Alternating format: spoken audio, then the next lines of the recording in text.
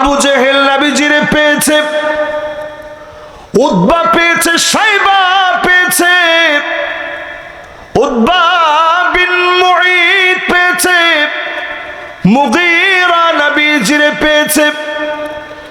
আমি আপনি নবীজিরে এত ভালোবেসেছি, একবারের জন্য নবীজিরে পাই নাই। আল্লাহর নবীরে ধরে দেখতে পারি নাই, ছুঁয়ে দেখতে পারি নাই। নবীজির হাসি মুবারক দেখে অন্তরটা শান্ত বানাতে পারি নাই। সাহাবায়ে কেরাম বলতেন, নবী আমারে সবচেয়ে বেশি ভালোবাসে। নবীজির ভালোবাসা এমন মনে হতো, আবু বকর মনে করত সবচেয়ে বেশি আমারে ভালোবাসে, ওমর মনে করত আমারে বেশি, ওসমান মনে করত আমারে বেশি, আলী মনে করত আমারে বেশি, আবু হুরায়রা মনে করত আমারে বেশি, আব্দুল্লাহ বিন ওমর মনে করত আমি ছোট বলে আমারে সবচেয়ে বেশি। বলেন আল্লাহু আকবার। হাসান হোসেন রাদিয়াল্লাহু তাআলা আনহুমা মনে করত যে আমি তো কলিজার টুকরা। আব্দুল্লাহ বিন আব্বাস মনে করত নবীজি যে আমারে এত দোয়া করে দিছে মাথায় ধরে, আল্লাহুম্মা ফাক্কিহু ফিদ্দীন ওয়া আল্লিমহু তাউইল, আমার চাইতে বেশি আর নবীজির কারে ভালোবাসবে। আব্দুল্লাহ বিন মাসউদ মনে করতেন আমারে সবচেয়ে বেশি ভালোবাসে। ওনার পা গুলা ছিল চিকন চিকন, তো প্রচন্ড জোরে বাতাস আসলে তিনি পড়ে যেতেন। তো নবীজি একদিন সাহাবীরা হাসতেছে দেখে, যে দেখছো আব্দুল্লাহ বিন মাসউদ পড়ে গেছে। আল্লাহর নবী বললেন, হেসো না, আমার আব্দুল্লাহ বিন মাসউদ এত দামি, তার দুইটা পা যদি দাড়ি পাল্লার ভিতরে একদিকে রাখো, অন্যদিকে যদি উহুদ পাহাড়টা রেখে দাও, উহুদ পাহাড়ের পাল্লা হালকা হয়ে যাবে, আব্দুল্লাহ বিন মাসউদের দুইটা পায়ের পাল্লা ভারী হয়ে যাবে। দাম কম না বেশি? এত দামি সাহাবী, উনি মনে করতে আমার রাসূল সবচেয়ে বেশি ভালোবাসে। রাসূল সবাই ভালোবাসতেন, সেই রাসূলের জীবনে ছুঁয়ে দেখতে পারি নাই, কিন্তু আল্লাহর নবীর প্রতি এমন ভালোবাসা, গরমের ভিতরে কষ্ট করে মাটির মধ্যে বসে বসে যারা শুনছেন, হতে পারে আজকের রজনীতে যিনি গুনাহগুলা মাফ করে দিবেন তিনি কে? ইন্নাল্লাহা ইয়াবসুতু ইয়াদাহু বিল-লাইল লিয়াতুবা মুসিউন নাহার।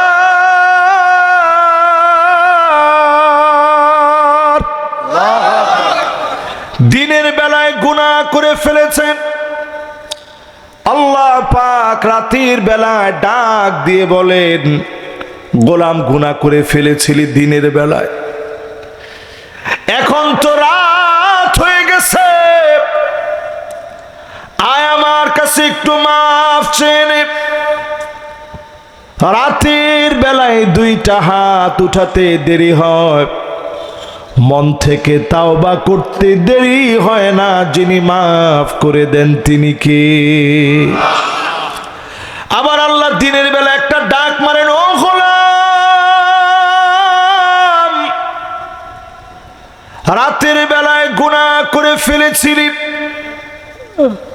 অন্ধকারে গুনাহ করে ফেলেছিলি, দুনিয়ার কেউ দেখে নাই, দরজা বন্ধ করে গুনাহ করে ফেলেছিলি, দুনিয়ার কেউ দেখে নাই, সবাই তোরে কত বুজুর্গ মনে করে,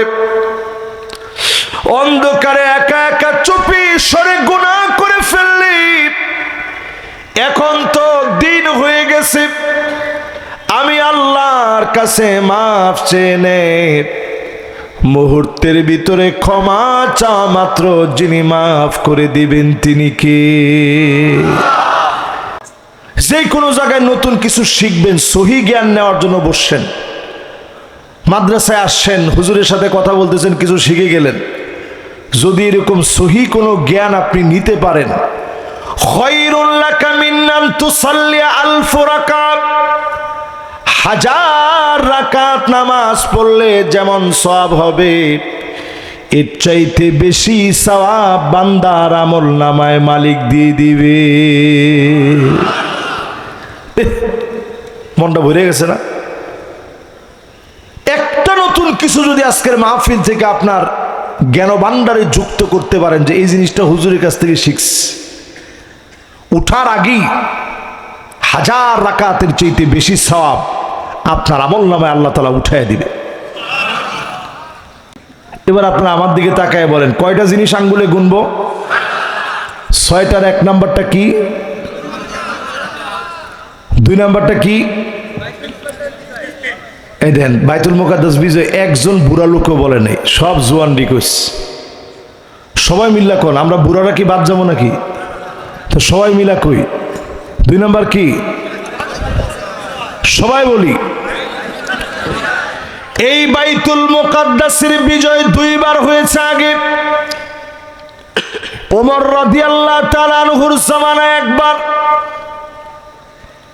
আরেকবার সালাউদ্দিন আইয়ুবী বিজয় এনে দিয়েছে।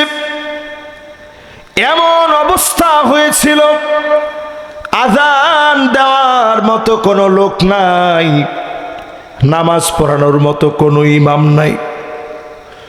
পুরা বাইতুল মুকাদ্দাস শূন্য হয়ে গিয়েছিল। ফিলিস্তিন, আরব, সারা ভূখণ্ড যখন তাদের দ্বারা গ্রাস হচ্ছিল, এক সালাউদ্দিন আইয়ুবীকে দিয়ে আবার বাইতুল মুকাদ্দাসকে যিনি বিজয়ী করায় দিলেন তিনি কে? সেই সালাউদ্দিন আইয়ুবী তিনি বলে গিয়েছিলেন,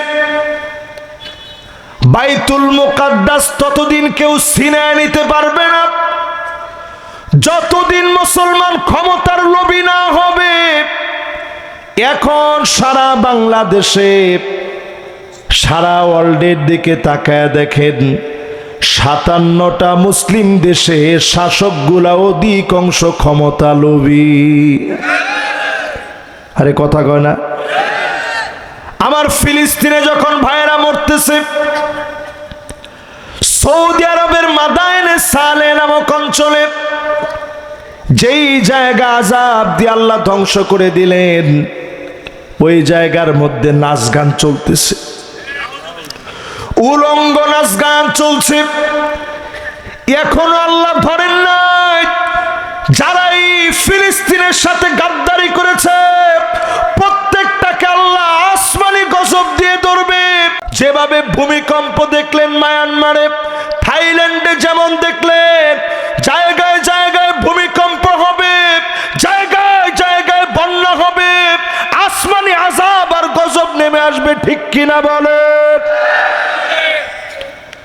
কয় নাম্বারটার ভিতরে আছি? খেল আছে?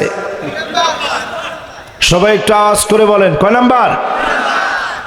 2 নাম্বারটা বলছিলাম, বাইতুল মুকাদ্দাস বিজয় হবে। আপনার মনে চিন্তা হইতেই পারে, হুজুর সালাউদ্দিন আইয়ুবী মনে হয় লোকসংখ্যা বেশি ছিল এই জন্য বিজয় নিছে না।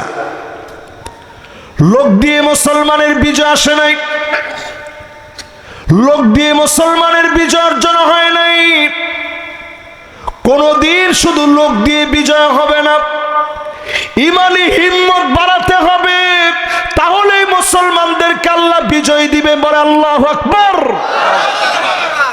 ছোট্ট একটা উদাহরণ দিয়ে আপনাদের কাছে পরিষ্কার হবে। ইয়ারমুকের যুদ্ধ লেগেছে, বলেন কোন যুদ্ধ? সবাই কন। ইয়ারমুকের যুদ্ধের সময় মুসলমানদের পক্ষ থেকে খালিদ বিন ওয়ালিদ গেছেন সেনাপতি হয়ে, সাথে ওনার সৈন্য বাহিনী আছে মুসলিম সাহাবী আর তাবি অল্প কয়েকজন সহ 36,000। জোরে কোন আল্লাহু আকবার। যুদ্ধ করতে যেই জায়গাটায় সাহাবায়ে কেরাম গিয়েছেন, মদিনা থেকে যেতে সময় লাগে 15 দিন। আজকে আমরা মাহফিল করতে আসছি ঢাকা থেকে এখানে, তো ঢাকা থেকে এখানে আসতে এর মধ্যে বিমান ব্যবহার করছি, এরপরও কষ্ট লাগে আমাদের, শরীরে কুলাইতে চায় না। সাহাবায়ে কেরাম এই সফর করছেন 15 দিন একটানা, খাবার নাই, পানি নাই, পেশাব করতে গেলে রক্ত আসতো, ক্ষুধার যন্ত্রণায় পেট গুলা পিঠের সঙ্গে লেগে গেছে। খালিদ বিন ওয়ালিদ 36,000 সাহাবায়ে কেরামদেরকে নিয়ে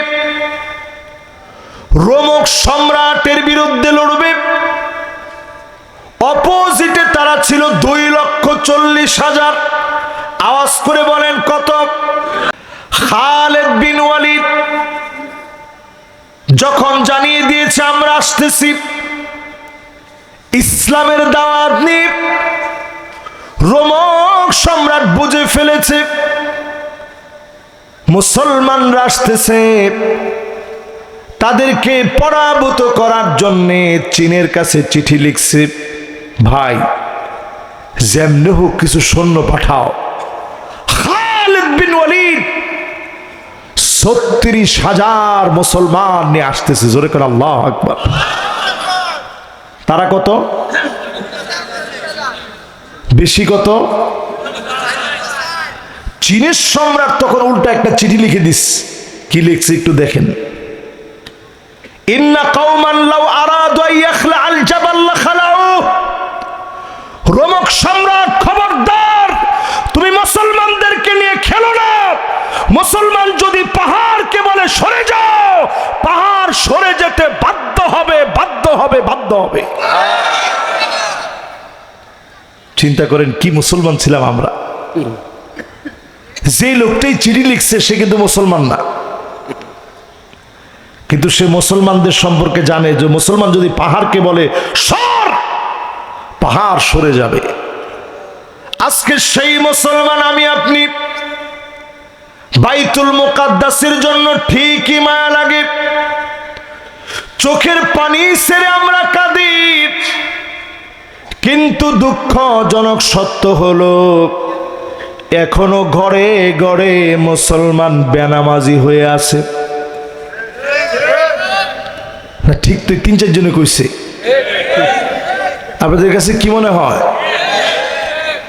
নামাজ পড়ে না, অনেকে এখন হাসতেছে যে হুজুর এই মাঠটা দিয়ে না লাস্টে। তাহলে কি পরিমাণ লোক নামাজ পড়ে না একটু নিজে হিসাব করেন। ফিলিস্তিন মার খাওয়ার পরও এই দৃশ্যগুলা দেখে আপনার চোখে পানি আসে, তারপরেও নামাজ পড়েন না। এরকম সংখ্যা কম না বেশি? হাত্তা তুত্তাখাযাল মাসাজিদু তুরুকা। মসজিদের সামনে দিয়ে হেঁটে হেঁটে যায়, রাস্তা ব্যবহার করে, নামাজ পড়ে না।